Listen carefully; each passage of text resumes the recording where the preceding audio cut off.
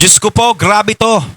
Kumpirmado, kakapasok lang breaking news, VP Sara shock dito. Rappi naiyak.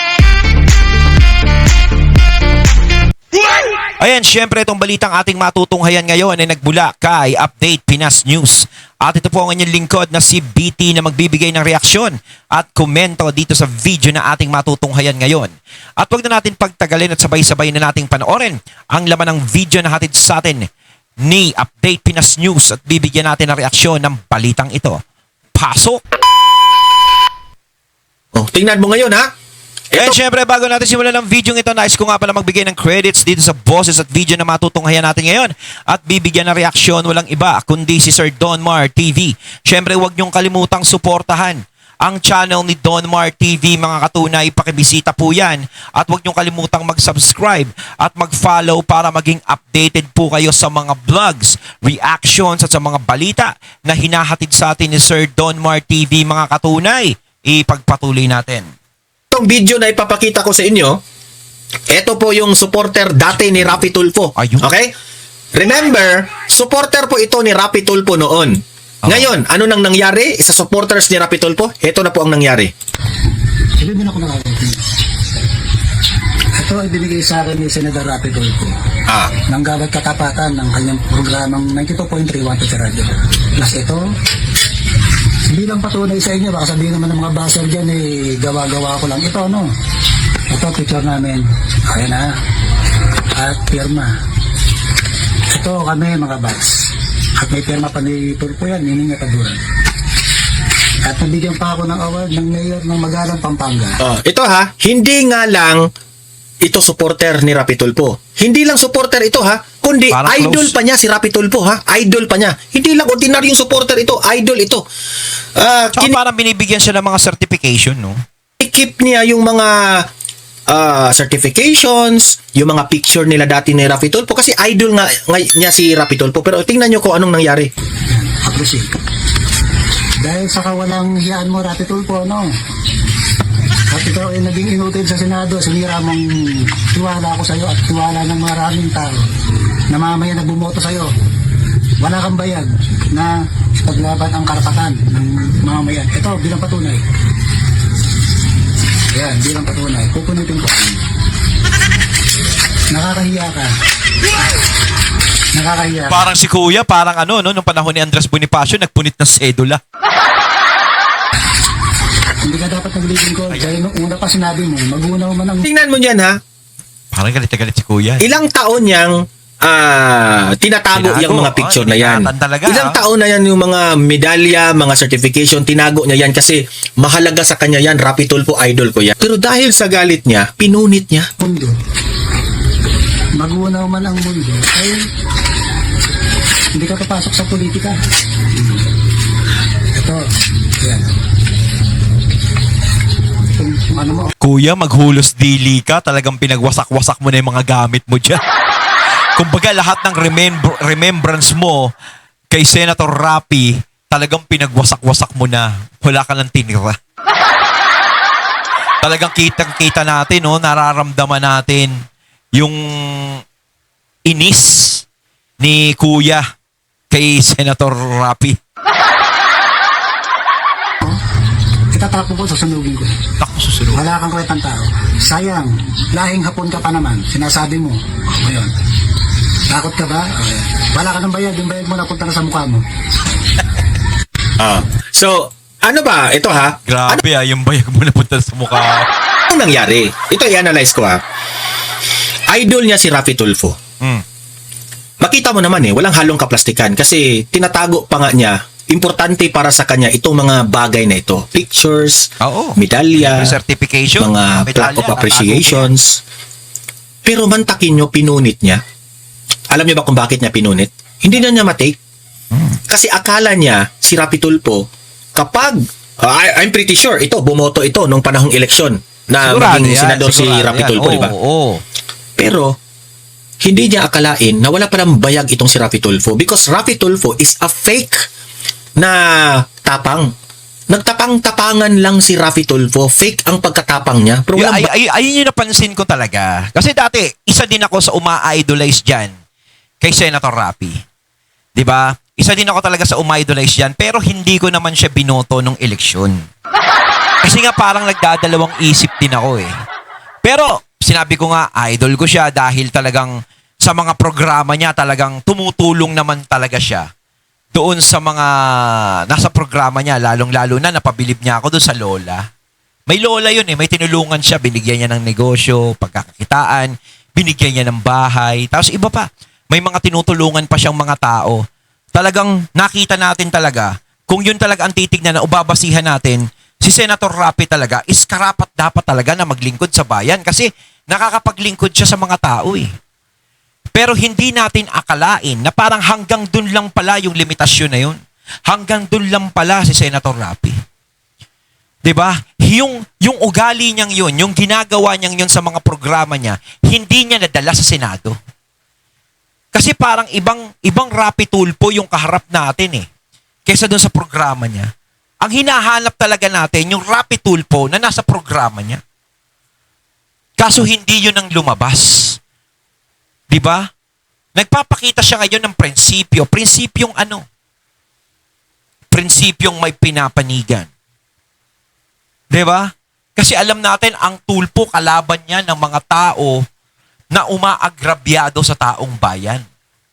Kaya nga tinawag na idol 'yan, 'di ba?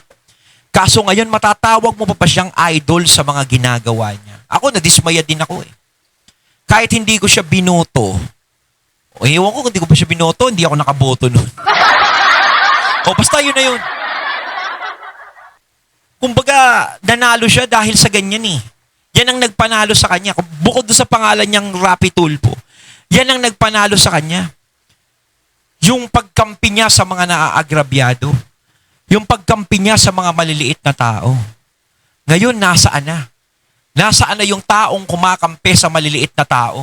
Bakit para ngayon kumakampi na sa mga matataas na tao at malalaking tao? Pasensya na no, Senator Rapi, kami ayaw namin ako ayaw magsalita ng ganito. Pero nadidismaya ako.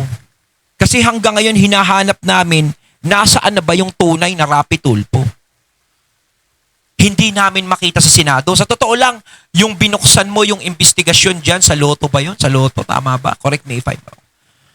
Bumili pa ko nun. Sabi ko, aba, ayan na. May nanindigan. Aba, talagang may nag-imbestiga sa kawalangyaan na nangyayari sa mga ganyan. Pero ako biglang nagulat eh. Nung bandang kalahatian na eh. Biglang tumigil yung investigasyon. Tumahimik. Tapos hanggang sa dumating yung mga flood control project, nakikita mo siya parang ano, hindi siya masyado nakikipag-participate. Parang, pag titignan mo siya sa Senado, kung flood control project ang pinag-usap, parang hindi siya interesado. Di ba? Pero pag mga Duterte ang mga ipit, o salungat sa kanila yung mga maiipit, yung mga nababanggit, o mga ano, yun, tsaka siya pumapalag. Pero kapag kachokaran niya, kaamigo-amiga niya, wala, tahimik. D4, cellphone.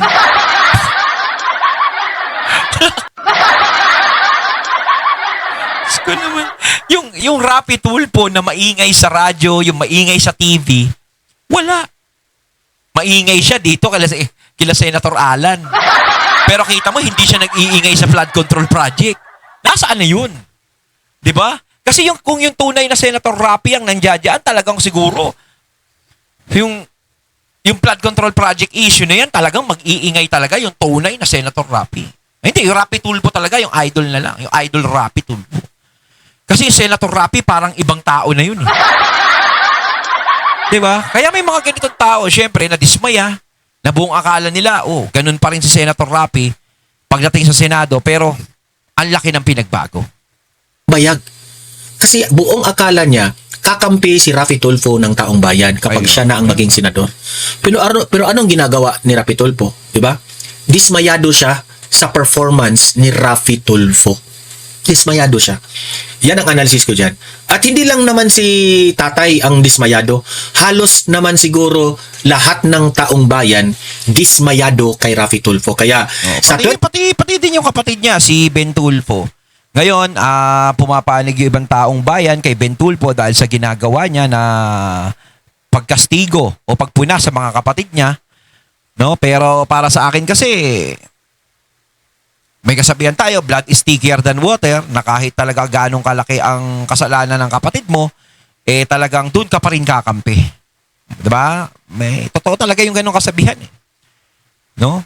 Pero sana nga talagang kung may prinsipyo si Ben, no, kaya niyang panindigan yon kung alam niyang mali. Hindi ko naman sinasabi na mag-away-away sila. No? Pero kung talaga may prinsipyo si Ben Tulfo, itutuloy niya yan. Kahit na sabihin mong kamag-anak ang masagasaan mo, kaibigan ang masagasaan mo, is kung alam mong mali, is talagang gagawin mo na kontrahin yun.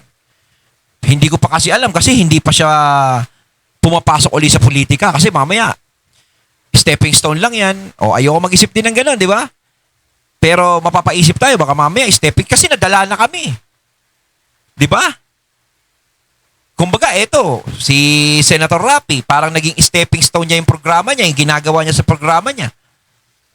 Tapos si Senator Erwin, naging stepping stone niya din yung mga ginagawa niya sa programa niya.